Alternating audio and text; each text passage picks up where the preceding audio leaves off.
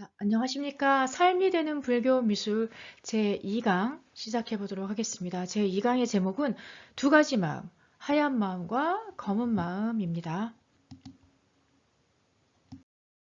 불교에서는 마음을 얘기합니다. 눈에 보이지 않는 마음이 전부라는 것입니다. 방대한 팔만대장경을 한 단어로 얘기하자면 마음이다라고 큰 스님은 거듭 말씀하십니다. 도대체 이 마음이란 게 뭘까요? 다양한 마음이 무수하게 많은 것 같지만 불교에서는 일단 딱 두 가지로 나눕니다. 각성이 있는 마음과 각성이 없는 마음. 쉽게 말하면 알아차림이 있는 마음과 알아차림이 없는 마음입니다. 이 알아차림이 있는 마음, 즉 이제 각성이 있는 마음을 반야의 마음, 불성, 이제 부처님의 마음, 부처님의 성품이라고 하고요. 알아차림이 없는 마음, 즉 각성이 없는 마음을 무명, 빛이 없다, 깨달음의 빛, 알아차림의 빛이 없다라고 해서 무명이라고 합니다. 이렇게 스스로가 스스로를 아는 마음인 각성은 투명한 하얀 마음이고요. 스스로가 스스로를 모르는 마음을 무명이라고 하는데 이 무명의 마음은 시꺼멓게 불타는 검은 마음입니다.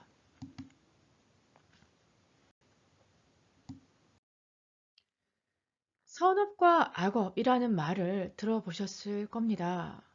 살아생전 선업과 악업을 어느 정도 지었는지에 따라서 다음 생이 결정됩니다.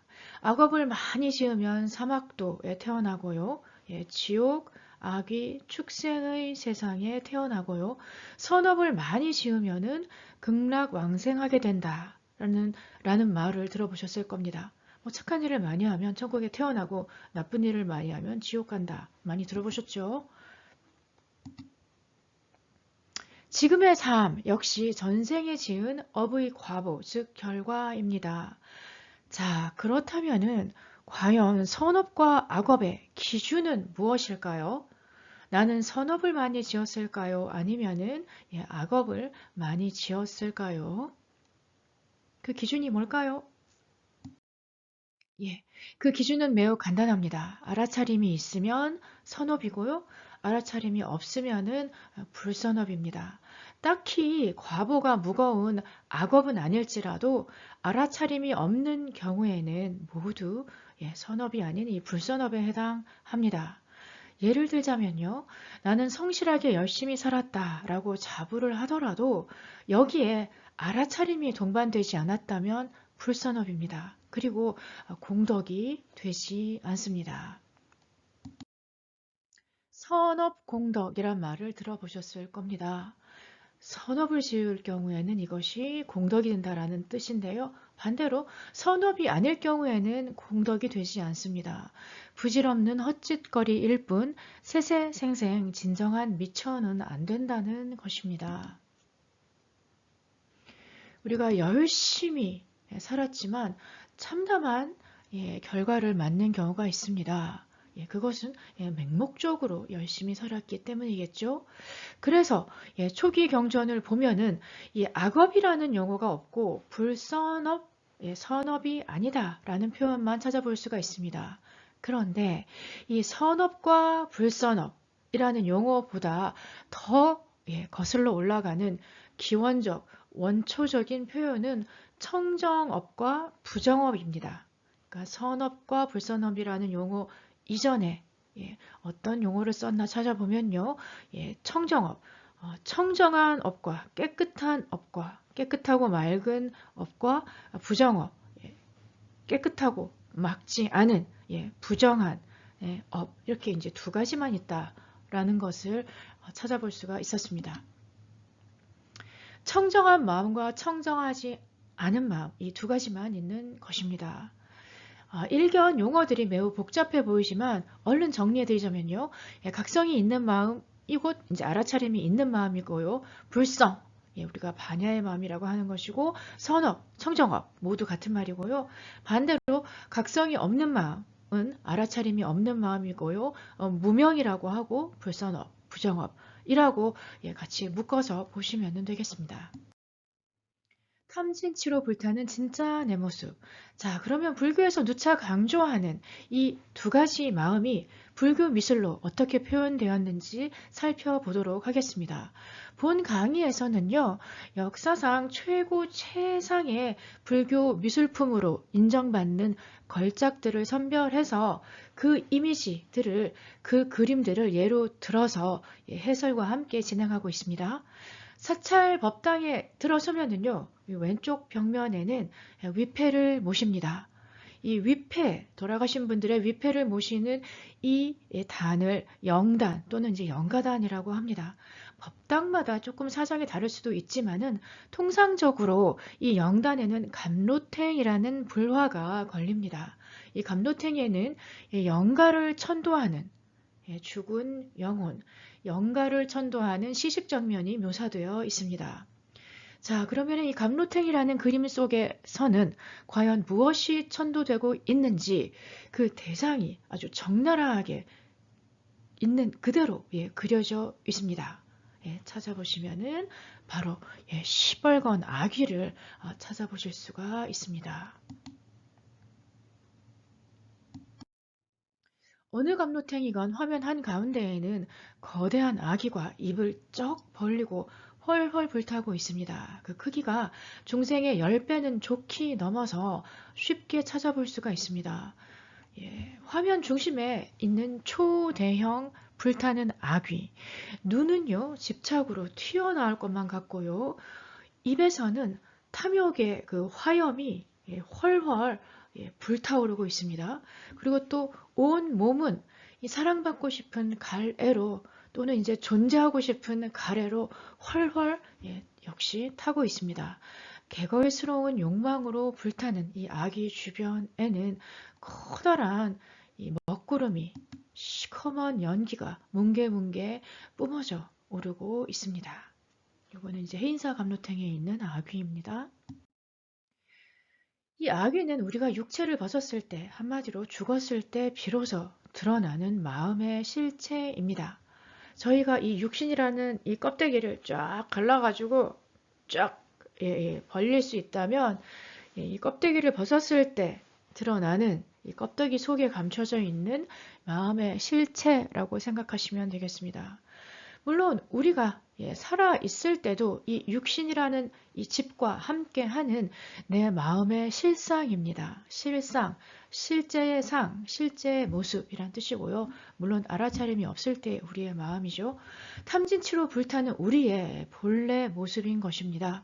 우리가 뭐 천차만별 다른 모습을 하고 있지만 남녀노소 하지만은 그 마음은 같다, 하나다, 탐진치다. 부처님은 이렇게 통찰해서 보셨습니다. 자, 그러니 이 불교 미술에서 이 불타는 아귀를 보시면은 알아차림이 없는 상태의 바로 내 모습이구나라고 자각하시면 되겠습니다. 그리고 이 불타는 마음은 저희 이 육신이 죽어도 죽지 않습니다. 죽어도 죽지 않는 이 가래의 이 마음 덩어리, 훨훨 타고 있는 이 집착의 마음 덩어리, 바로 이것이 우리를 윤회하게 만드는 근원입니다. 미친 소를 잡는 각성의 마음. 반대로 지금은 이제 각성이 없는 무명의 마음의 모습을 보셨는데요. 아귀의 모습이었죠. 반대로 알아차림이 완성된 마음, 즉 깨달음의 마음, 부처님의 마음은 어떻게 묘사될까요? 어떻게 그려질까요? 모양새가 없습니다. 그저 반응하지 않고 일체를 아는 마음 그뿐입니다.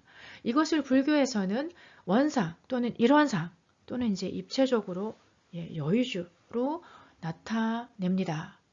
이 아는 마음의 경계는 둥글게 인식되는데요. 그 가장자리를 인식하려는 순간 다시 그 마음은 무한대의 원형으로 뻗어나가 버립니다. 그래서 그 경계가 끝없이 확장되어 버려서 인식의 대상으로 잡을래야 잡을 수가 없게 됩니다. 모양과 색이 없는 우주의 충만한 투명한 식, 아는 마음, 그 자체일 뿐입니다. 유식, 오직 식, 아는 마음만 있다 라는 유식 들어보셨죠? 말 그대로 원융무애합니다.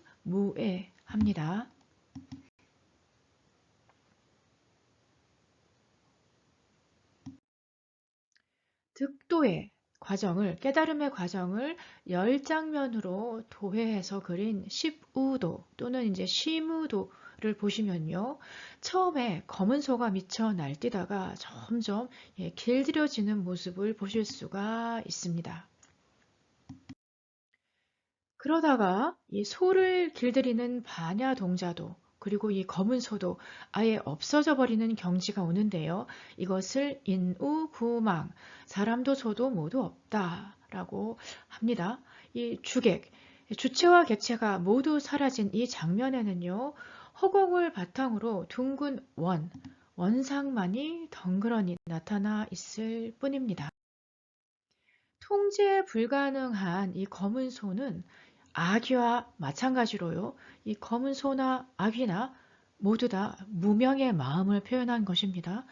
탐진치로 불타는 우리의 무명의 마음을 그림으로 나타낸 것입니다. 알아차림하고 있지 않을 때의 우리의 거친 마음입니다. 다시 강조하지만요. 마음은 알아차리고 있거나 알아차리지 못하거나 둘 중 하나입니다. 알아차리지 못할 때의 마음은 항상 탐진치로 불타고 있습니다. 유신견이 흐립니다. 유신견은 내가 있다고 착각하는 견해입니다. 유식사상에서도 말하고 있듯이 말라시기라는 것이 멈추지 않는 포부처럼 날뛰면서 흐릅니다. 이 말라시기라는 것이 바로 아상, 내가 있다고 생각하는 그 착각입니다. 말라식. 이걸 또 이제 유신견, 이 몸이 있다고 생각하는 착각을 이제 말라식이라고 한다고 합니다. 아귀의 불을 끄고 이 날뛰는 소를 잡을 수 있는 길은 알아차림밖에는 없습니다. 미쳐 날뛰는 우리 무명의 마음, 탐진치로 항상 날뛰고 들끓고 있는 우리의 무명의 마음은 이 검은 소로 표현을 하고 있습니다. 자, 이 강의 제목이 삶이 되는 불교 미술인 만큼 자, 내 삶 속의 알아차림의 원리를 알아보도록 하겠습니다. 자, 그러면 왜 알아차림이 있는 마음, 알아차림이 있는 언행은 공덕이 되고 알아차림이 없는 언행은 공덕이 되지 않는가? 그 원리는 이렇습니다. 저희가 알아차리는 순간 대상과 분리가 일어납니다. 화가 나는 순간을 예로 들어 보겠습니다. 나는 화라는 현상 그 자체였다가 그것을 알아차리는 순간 화를 지켜보는 마음으로 전환되어 버립니다. 우리는 이 몸뚱이가 나인 줄 알고 또 이 몸뚱이가 느끼는 분노, 슬픔, 기쁨이라는 느낌이나 그 다음에 이제 끊임없이 떠오르는 그 번뇌, 잡생각과 동화되어서 하나가 되어서 그것을 나라고 착각을 하지만 그것을 알아차리고 보는 순간 화가 났구나, 슬프구나, 번뇌망상이 떠오르는구나 라고 알아차리는 순간, 보는 순간 그것과 분리가 일어납니다. 분리되어서 그 대상은 조건 따라 왔다가 조건 따라 가는 일시적 또는 찰나적 현상이라는 것을 알게 됩니다. 이 나와 분리되어 버리기에 세상을 진정 객관적으로 볼 수가 있게 됩니다. 이 상태에서 행하는 모든 행위는 나만을 위한 것이 아니기 때문에 저절로 보살행이 될 수밖에 없습니다. 무아를 바탕으로 한 무주상 보시가 어려운 게 아니었습니다. 알아차림 속에서 행동하면 됩니다. 자, 우리 눈앞에 있는 불교 미술은 말하고 있습니다.